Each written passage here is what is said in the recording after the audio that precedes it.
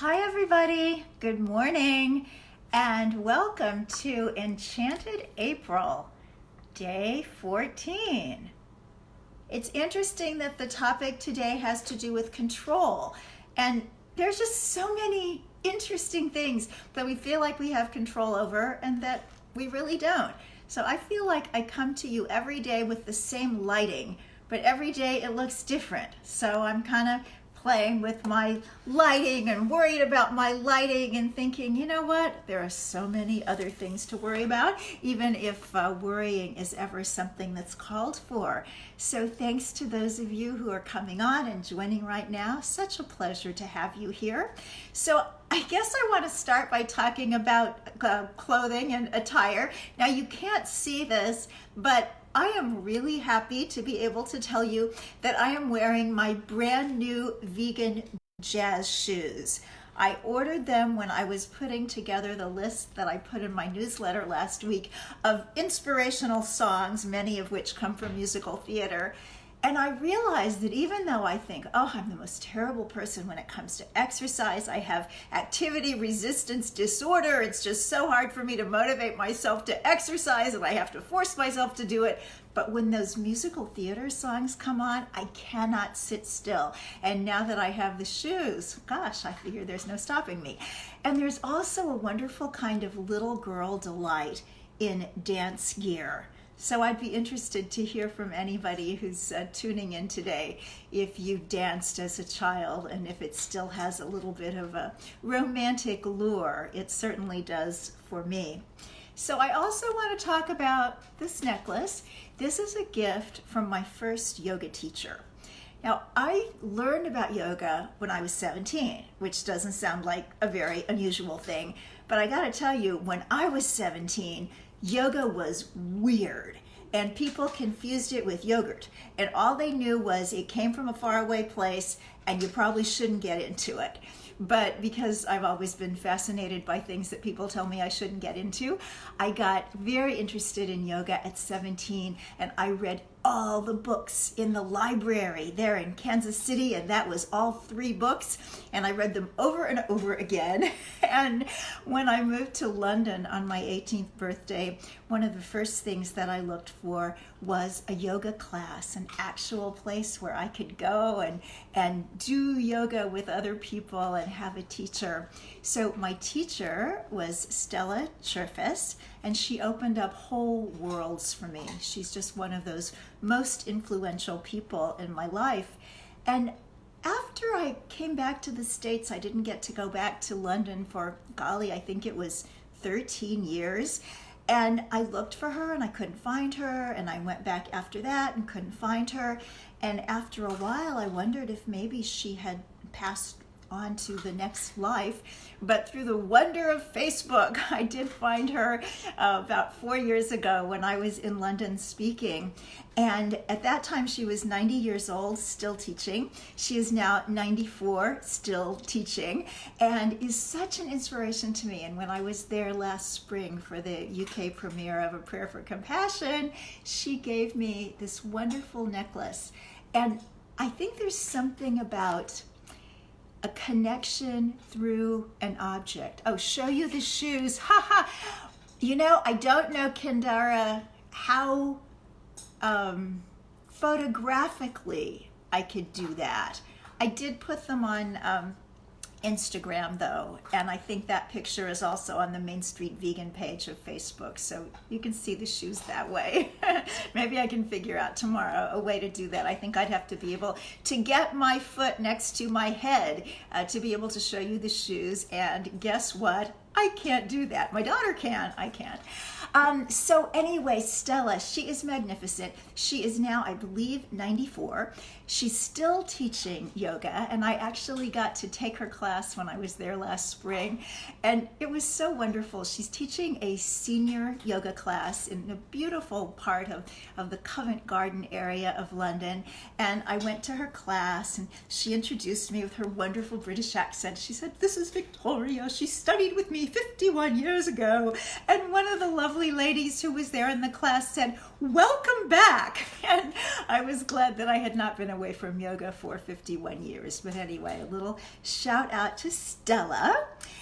And that kind of brings me to sharing, hey, Brian Capeman, Reducitarian, nice to see you here. And yes, I am well, thank you so much.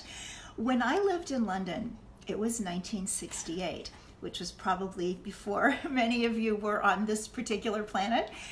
And 1968 was a very tumultuous year. It wasn't 2020, but it was a year when there was a lot of upset. Dr. Martin Luther King was killed, Bobby Kennedy was killed. I was actually afraid to come back to the States because I thought it was a police state. I thought I would come off the plane and certainly had done something wrong. I remember I had 2 hard-boiled eggs. I wasn't vegan then, but I was on Weight Watchers, and I wanted so much to do the diet right, but I also knew that it was illegal to bring food from another country. So I didn't know what would happen to me because of my hard-boiled eggs.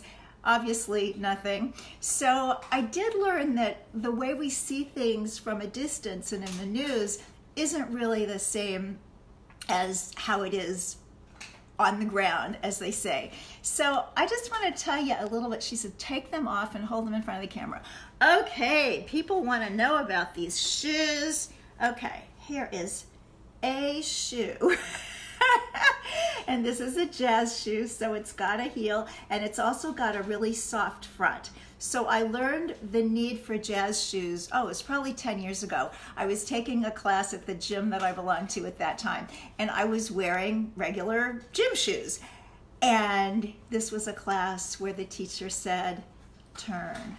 So I tried to turn, but my gym shoe did exactly what a gym shoe is supposed to do, which was stay on the ground, but my knee turned, and that gave me a partially torn meniscus. So if you're going to be pirouetting, you need shoes that pirouette. So these come from a company called Sodanka, Sodanca.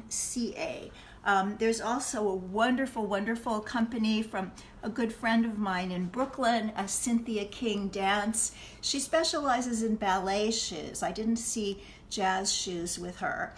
So that's why I have these. So anyway, back to the news. So anybody else who's in New York and wants to share, share about what it's like wherever you are. I know we'd love to hear because we're kind of in, enclosed spaces. But what I can say about New York is that I'm so proud of people here. And this morning, Governor Cuomo was on CNN talking about the flattening of the curve and saying, you did this, you did this. And it's really wonderful to know that we can take action that can actually result in the hoped for outcome. And that's why we have good sense, and that's why we're able to be strategic. So it's a wonderful thing. So it's been such a beautiful spring. It has been unseasonably warm, and that probably has to do with another problem that this planet is facing. But I have to say, I think there has been an element of uplift in having so many beautiful days and having the trees flower early. And from what I see of New York City, which is obviously not too much of it, I see my neighbors and everybody cooperating.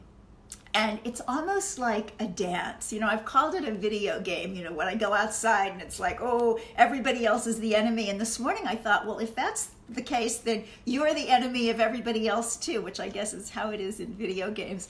So this morning I tried to think of it more in terms of a dance, where we just need to be 6 feet apart. And usually it works out that way. So we are hoping that by mid-May, things will start to open up a little bit. And it's really interesting to see how much patience is going to be called for then. It's one thing for there to be a crisis and everybody responds to that appropriately. And then it's another thing as we start to get impatient and cabin fever and it's just kind of stir crazy. how well we're going to do at being able to keep up the good work going forward. But I think we will. Hey, Tim, talk about New Yorkers. I see Phil, I see Tim. So what I cannot get from my grocery deliverers, it's very interesting. In addition to what you would expect, things like paper towels and wipes and that kind of thing, it's the stuff that people who are not plant-based think of as protein. Because if you are plant-based, you come to know that protein is in everything that grows up out of the ground, that dark leafy greens have more protein per calorie than beef, and we can get that kind of stuff. But I have not been able to get tofu for 3 weeks, 4 weeks maybe. I ordered some Beyond Burgers, which my husband loves, my dog loves. Couldn't get Beyond Burgers, and I'm wondering if some of that is the news that we're getting that slaughterhouse workers are dying or coming down with coronavirus in high numbers, and that some of those plants are closing, and there's this idea that there may be food shortages. Well, for those of us who don't eat meat, who haven't eaten it in a long time, we're thinking it's not really a shortage. It's why we have low cholesterol. But it's really interesting to see that, I can get beans, most beans. Garbanzos are hard to get. Isn't that funny? I think people like garbanzos because they're used to them from salad bars. Other than that, it's pretty good. My building is just so kind, and I see that, it's so funny how we all have access to something. We all have something to build on, and we can get so jealous. We can say, oh, somebody was born with money, or somebody's really beautiful, or somebody's a super genius. And yet, we all kind of have something. And something that my building has is access to alcohol wipes. And they're very generous. They're not hoarding them just for building use. They put them downstairs so that whenever we go down to pick up a delivery or something like that, or I go down to transfer my dog into the hands of the dog walker every evening, we can get a couple of those alcohol wipes, and oh my gosh, they're just like gold. It's like, just start using this corner and then use the middle and get all the good out of it you can. So that's kind of sweet. So reporting from New York City, I can at least tell you it's not fake news, it's what's going on right here. So the quotation for the day: hanging out on earth is messy under any circumstances. You can take all the organizing classes in the adult ed catalog, and there will still be loose ends. The uncontrollable, the inexplicable. That kind of describes right now, doesn't it? I actually wrote that, 11, 12 years ago. It was in my book, Living a Charmed Life, a sequel to my bestseller, Creating a Charmed Life. But when I was writing Creating a Charmed Life, it was a very, very dark time in my life and my family's life. My 16-year-old stepson had died suddenly from a freak illness, and we were all left with shock and such an empty space, because James was a very, very amazing young man. He was an artist, and I really would say a mystic. I kind of thought, at least myself, that he was going to be a priest.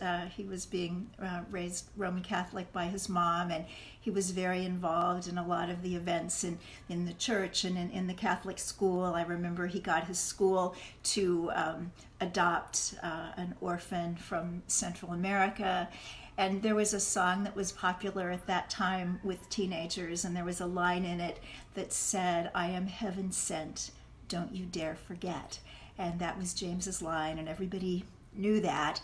And at his memorial service, over 200 kids came, and his mom had on the little mass card, "I am heaven sent, don't you dare forget."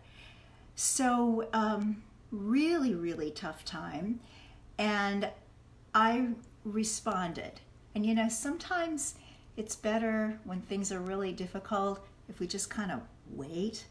But I didn't want to wait. And so I thought, what is the most generous thing I can give to my husband at this time of intense and inexplicable grief?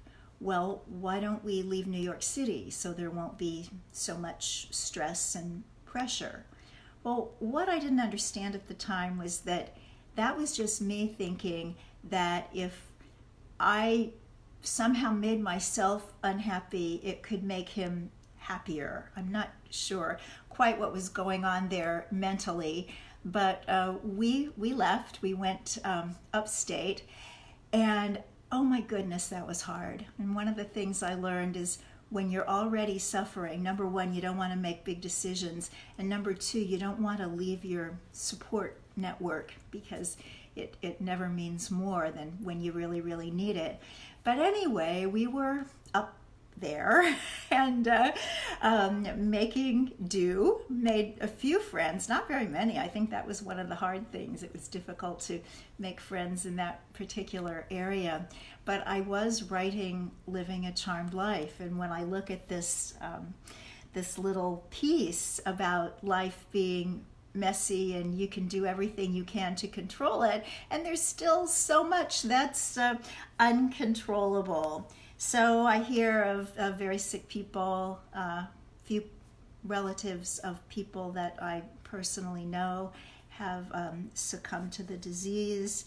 So condolences to all those people.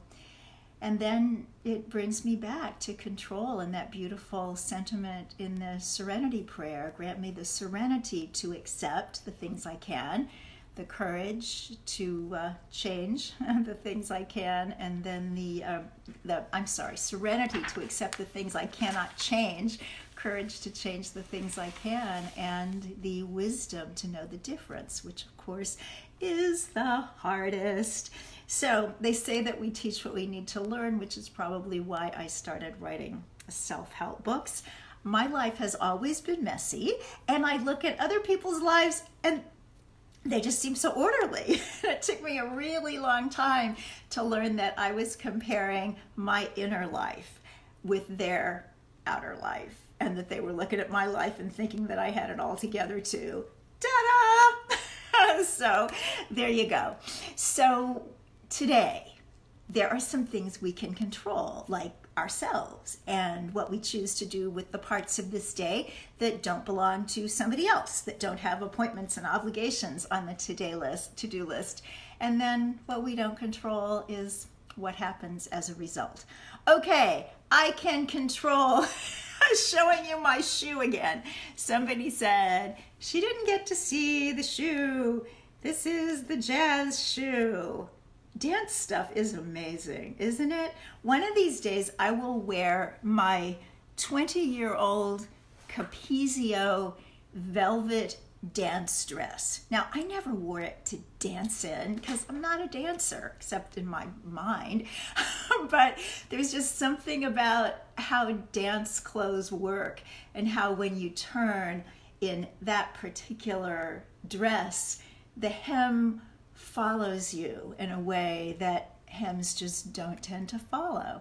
It's amazing. There's a hashtag that I found that said, "Dance is life." And I don't see my professional dancer on here, at least the one that I know, but I'm sure she would agree with that. So Star, if you're on, hey, and shout out to all my other dancers. So I'm about done here, but I do have some announcements. So I'm going to put all this obviously on Facebook and elsewhere, but I did want to let you know that my compassionate eating class through Unity Spiritual Explorers is free through the month of April. Some people tried to enroll and were told that it was full. It's like, how can it be full? It's online. The internet is infinite. Well, they had put a limit on it, but they have opened that up now. So the compassionate eating class is free. I will post a link, but you can just Google Unity Spiritual Explorers Compassionate Eating, and it'll tell you it's $59.95, but when you sign up, it won't be. It'll be free if you put in the discount code PRAYER123, and that applies to all of the Spiritual Explorers classes, free through April. Then a webinar from Plant Powered Metro New York is happening on Thursday, April 23rd, and I'm going to be on talking about lifelong weight loss. So I let go of 60 pounds, oh golly, way back in the Reagan administration. And what I really want to share about, certainly how, but also that for me, it's not about weight anymore. It's about freedom. And that's just so important. I think any time that any of us is a slave to anything out there, then what we need is to have those shackles broken. And that's what I'm going to talk about with the good people of Plant Powered Metro New York. And that is a Facebook group. In fact, I would encourage you to look them up on Facebook because they do so many cool things. They're having another webinar sooner, I think next week, maybe Monday, about immunity. And I'm certainly going to be there as a participant. Prayer for Compassion webinar series. So a Prayer for Compassion, beautiful film about introducing vegan values to people who identify as religious or spiritual. It is now on Amazon Prime, and I'm hosting a webinar of experts in the film so that they can go into detail about vegan living and their own spiritual traditions. So on May 3rd, 4 p.m., I will have Dr. Silas Rao and Gopal Patel of the UN Multi-Faith Advisory Council talking about Indian thought, Hindu tradition, and reverence for life, and eating plants instead of animals, and being happy and vibrant and loving and all good things. So thank you so much for being part of this today. Please tell your friends. My vision is by the time we get to April 30th, we'll just have a big old party and lots of people, and go on and, maybe without these get-togethers, be so much in the enchantment habit that we have not only Enchanted April, but May, June, July, and beyond. Have a wonderful day.